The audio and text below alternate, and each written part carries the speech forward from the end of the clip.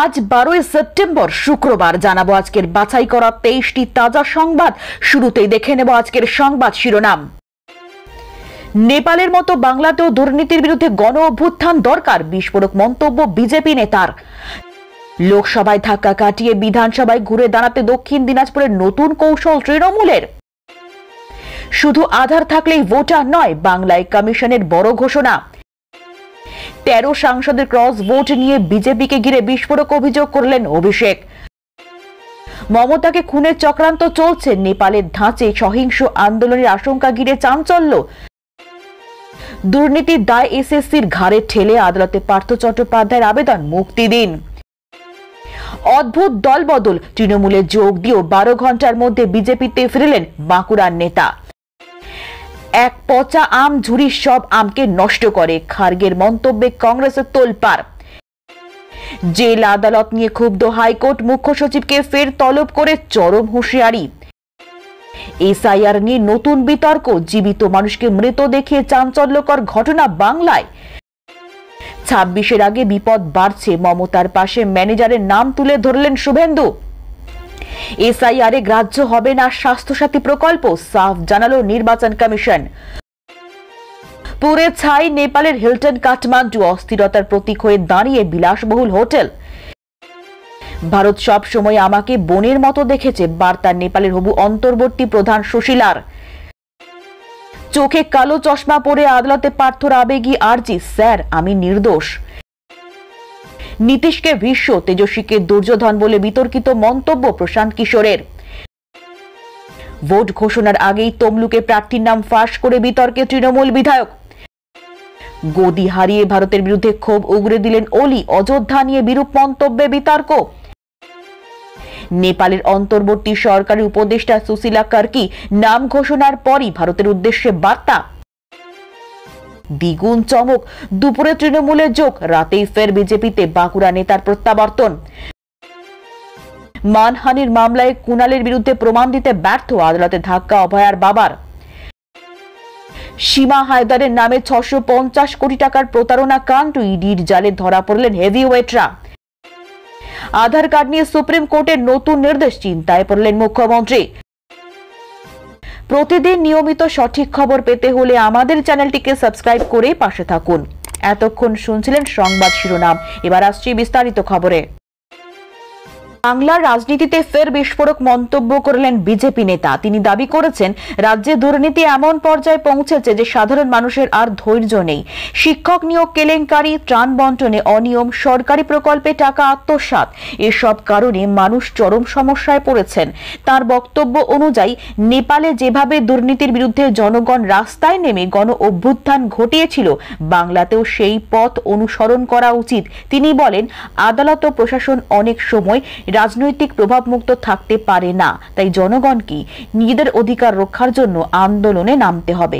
BJP নেতার মতে গণ আন্দোলনের মাধ্যমে দুর্নীতি রোধ করা সম্ভব। তার মন্তব্যে ইতিমধ্যেই রাজ্য রাজনীতিতে তীব্র প্রতিক্রিয়া শুরু হয়েছে। শাসক তৃণমূল কংগ্রেস অবশ্য বিষয়টিকে রাজনৈতিক নাটক বলে কটাক্ষ করেছে।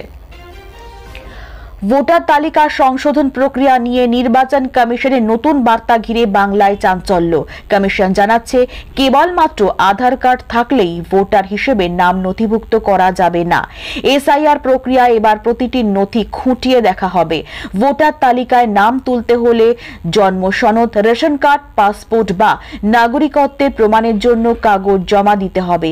আধারকে কেবলমাত্র সহায়ক নথি হিসেবে ধরা হবে, মূল প্রমাণপত্র হিসেবে নয়। কমিশনের এই সিদ্ধান্তে রাজনৈতিক মহলে আলোচনা শুরু হয়েছে। বিরোধীরা বলছে, আধারকে ভোটার প্রমাণপত্র হিসেবে ব্যবহার করার দাবি দীর্ঘদিন ধরেই উঠছিল। কমিশনের করা অবস্থান তৃণমূল এবং বিজেপি রাজনীতিতেও নতুন সমীকরণ তৈরি করতে পারে। সম্প্রতি একটি নির্বাচনের 13 সাংসদের ক্রস ভোটিং নিয়ে বিস্ফোরক অভিযোগ তুললেন তৃণমূলের সর্বভারতীয় সাধারণ সম্পাদক অভিষেক বন্দ্যোপাধ্যায়। তার অভিযোগ, বিজেপি শিবিরে ভেতরে ভাঙন এতটাই গভীর যে নিজেদের সাংসদরাই দলের নির্দেশ মানছে না। তিনি দাবি করেন, বিজেপির প্রতি মানুষের আস্থা যেমন কমেছে, তেমনি সাংসদরাও এখন আর কেন্দ্রীয় নেতৃত্বের প্রতি আস্থা রাখতে পারছে না। অভিষেকের কথায়, জনগণ বিজেপির ওপর থেকে ভরসা হারিয়েছে, এখন নিজের দলের দলের সাংসদরাই তাদেরকে বিশ্বাস করছে না। বিজেপি অবশ্য অভিযোগ উড়িয়ে দিয়ে বলেছে, তৃণমূলের নেতারা রাজনৈতিক ফায়দা তোলার জন্যই মিথ্যে প্রচার চালাচ্ছেন। রাজনৈতিক মহলের মতে ক্রস ভোটিং এর এই ঘটনা বাংলার রাজনীতিতে বিজেপির জন্য অস্বস্তির কারণ হয়ে দাঁড়িয়েছে। কংগ্রেস সভাপতি মল্লিকার্জুন খার্গে দলের কর্মীদের উদ্দেশ্যে বক্তব্য রাখতে গিয়ে বলেন, একটা পচা আম গোটা ঝুড়ির সব আমকে নষ্ট করে দেয়। তার এই মন্তব্যকে ঘিরে কংগ্রেসের অন্দরে প্রবল আলোড়ন সৃষ্টি হয়েছে। অনেকেই মনে করছেন খার্গে আসলে অসন্তুষ্ট বা ভিন্ন মত পোষণকারী নেতাদের উদ্দেশ্যেই এই ইঙ্গিত করেছেন। দলের মধ্যে একাংশ এই মন্তব্যকে স্বাগত জানালেও অন্য অংশ বলছে এমন মন্তব্য করলে বিভাজন আরো বাড়তে পারে। কংগ্রেস যখন একদিকে বিজেপির বিরুদ্ধে বৃহত্তর বিরোধী ঐক্য গড়তে চাইছে, তখন দলের অভ্যন্তরে এমন মতপার্থক্য বড় চ্যালেঞ্জ হয়ে উঠেছে। কলকাতা হাইকোর্ট ফের রাজ্যের জেল ও আদালতের অব্যবস্থাপনা নিয়ে ক্ষোভ প্রকাশ করল। বিচারপতিদের বক্তব্য, রাজ্যের কারাগারগুলোতে বন্দীদের সঠিক সুরক্ষা নেই। আদালতে হাজিরার সময়ও অনিয়ম দেখা যাচ্ছে। এতে বিচার প্রক্রিয়া ব্যাহত হচ্ছে। আদালত মুখ্য সচিবকে তলব করে সরাসরি সতর্ক করে জানিয়েছে, অবিলম্বে ব্যবস্থা না নিলে আরও কঠোর পদক্ষেপ নেওয়া হবে। আদালতের মতে বন্দীদের অধিকারও সুরক্ষিত রাখা জরুরি। রাজনৈতিক মহলে এই মন্তব্য নতুন বিতর্কের জন্ম দিয়েছে। বিজেপি নেতা শুভেন্দু অধিকারী দাবি করেছেন, মুখ্যমন্ত্রী মমতা বন্দ্যোপাধ্যায়ের চারপাশে এমন কিছু ঘনিষ্ঠ মানুষ রয়েছেন যারা তাকে ইচ্ছাকৃতভাবে ভুল পরামর্শ দিচ্ছেন। তার মতে এই ভুল কৌশল ও পরিকল্পনার কারণে 2026 সালের বিধানসভা নির্বাচনের আগে তৃণমূলের বিপদ আরও বাড়তে পারে।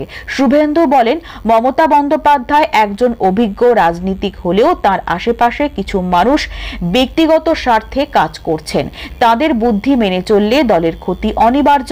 তিনি এক ম্যানেজারের নামও প্রকাশ্যে আনেন, যিনি নাকি রাজ্যের রাজনৈতিক সিদ্ধান্তে বড় ভূমিকা রাখছেন। এই মন্তব্য ঘিরে রাজনৈতিক মহলে জোর জল্পনা তৈরি হয়েছে। তৃণমূল অবশ্য শুভেন্দুর বক্তব্যকে কটাক্ষ করে বলেছে, বিজেপি এখন বাংলায় নিজেদের ভরাডুবি ঢাকতে মিথ্যা গল্প বানাচ্ছে। ভোটার তালিকা সংশোধন প্রক্রিয়া নিয়ে নির্বাচন কমিশন বড় ঘোষণা করল। কমিশনের মতে স্বাস্থ্যসাথী কার্ডকে কোনো অবস্থাতেই বৈধ নথি হিসেবে গ্রহণ করা যাবে না, কারণ এটি শুধুমাত্র চিকিৎসা সংক্রান্ত একটি সরকারি প্রকল্পের কার্ড। নাগরিকত্ব প্রমাণ করার জন্য উপযুক্ত নয়। কমিশনের নির্দেশ অনুযায়ী ভোটার তালিকায় নাম রাখতে হলে জন্ম সনদ, রেশন কার্ড, পাসপোর্ট বা অন্য পরিচয়পত্র জমা দিতে হবে। স্বাস্থ্যসাথীকে ভোটার তালিকা যাচাইয়ের নথি হিসেবে ব্যবহার করার দাবি দীর্ঘদিন ধরেই উঠছিল। তবে কমিশনের এই কড়া অবস্থানের পর রাজনৈতিক মহলে নতুন করে বিতর্ক শুরু হয়েছে। বিরোধীদের দাবি, তৃণমূল সরকার স্বাস্থ্যসাথীকে রাজনৈতিকভাবে ব্যবহার করতে চাইছিল, কিন্তু কমিশন সেই পথ বন্ধ করে দিল। নেপালের রাজধানী কাঠমান্ডুর সবচেয়ে উঁচু হোটেল হিলটন কাঠমান্ডু ভয়াবহ অগ্নিকাণ্ডে সম্পূর্ণ ভস্মীভূত হয়ে গিয়েছে। দীর্ঘ কয়েক ঘন্টার চেষ্টার পর দমকল আগুন নিয়ন্ত্রণে আনতে সক্ষম হয়। স্থানীয় সূত্রে খবর, হোটেলের ভেতরে আগুন লাগার সময় একাধিক অতিথি আটকে পড়েছিলেন। তাদের মধ্যে কয়েকজনকে উদ্ধার করা গেলেও হতাহতের আশঙ্কা উড়িয়ে দেওয়া যাচ্ছে না। হোটেলটি এতদিন ধরে রাজনৈতিক অস্থিরতার প্রতীক হিসেবে পরিচিত ছিল। স্থানীয়দের মতে নেপালের বর্তমান অস্থির পরিস্থিতি এই ঘটনার মাধ্যমে আরো প্রতিফলিত হলো। দেশ জুড়ে আতঙ্ক ছড়িয়ে পড়েছে। আন্তর্জাতিক মহলেও এই নিয়ে উদ্বেগ প্রকাশ করা হয়েছে। নেপালের অন্তর্বর্তী সরকারের হবু প্রধান সুশীলা কাতওয়ালা এক আবেগঘন বক্তব্যে ভারত নেপাল সম্পর্ক নিয়ে মন্তব্য করেন। তিনি বলেন, ভারত বরাবরই নেপালকে কাছের বন্ধু এবং তাকে ব্যক্তিগতভাবে বোনের মতোই দেখেছে। রাজনৈতিক অস্থিরতার মধ্যেও দুই দেশের সম্পর্ক অটুট থাকবে বলে তিনি আশাবাদী। সুশীলা আরও জানান, নেপালের নতুন অন্তর্বর্তী সরকার ভারতের সঙ্গে কূটনৈতিক, অর্থনৈতিক ও সাংস্কৃতিক সম্পর্ক আরও দৃঢ় করতে বদ্ধপরিকর। তার এই মন্তব্যে ইতিবাচক সাড়া মিলেছে। অনেকেই মনে করছেন, নেপালের রাজনৈতিক অস্থিরতা সত্ত্বেও ভারত নেপাল সম্পর্ক আরও শক্তিশালী দিকেই এগোচ্ছে। শিক্ষক নিয়োগ দুর্নীতির মামলায় গ্রেফতার প্রাক্তন মন্ত্রী পার্থ চট্টোপাধ্যায় ফের আদালতে হাজির হন। এদিন তিনি কালো চশমা পরে আদালতে উপস্থিত হয়ে বিচারকের সামনে আবেগ ঘন আবেদন জানান। পার্থ বলেন, স্যার, আমি নির্দোষ, আমাকে মুক্তি দিন। আদালতে তাঁর এই বক্তব্যে একদিকে সহানুভূতি দেখা গেলেও অন্যদিকে বিরোধী শিবির কটাক্ষ করেছে। বিরোধীদের অভিযোগ, দুর্নীতির টাকা উদ্ধার হওয়ার পরও পার্থ নিজের নির্দোষিতা প্রমাণ করতে চাইছেন। বিচারপতিরা অবশ্য মামলার প্রক্রিয়া অনুযায়ী শুনানি চালিয়ে যাবেন বলে জানান। প্রখ্যাত রাজনৈতিক কৌশলী প্রশান্ত কিশোর এক সভায় নীতিশ কুমার ও তেজস্বী যাদবকে নিয়ে বিস্ফোরক মন্তব্য করেন। তিনি বলেন, নীতিশ কুমার ভীষ্ম আর তেজস্বী যাদব দুর্যোধন। তাঁর এই বক্তব্য মুহূর্তে রাজনৈতিক মহলে তীব্র চাঞ্চল্য তৈরি করেছে। অনেকে মনে করছেন প্রশান্ত কিশোর এভাবে নীতিশকে দীর্ঘ অভিজ্ঞতার প্রতীক এবং তেজস্বীকে নেতিবাচক চরিত্র হিসেবে তুলনা করেছেন। এর ফলে বিহারের রাজনীতিতে নতুন বিতর্ক শুরু হয়েছে। জেডিইউ নেতারা মন্তব্যটিকে প্রশংসা হিসেবে দেখলেও আরজেডি নেতারা তীব্র নিন্দা করেছেন। বিরোধীরা বলছে, প্রশান্ত কিশোর ইচ্ছাকৃতভাবে রাজ্যের রাজনৈতিক সমীকরণে বিভ্রান্তি তৈরি করতে চাইছেন।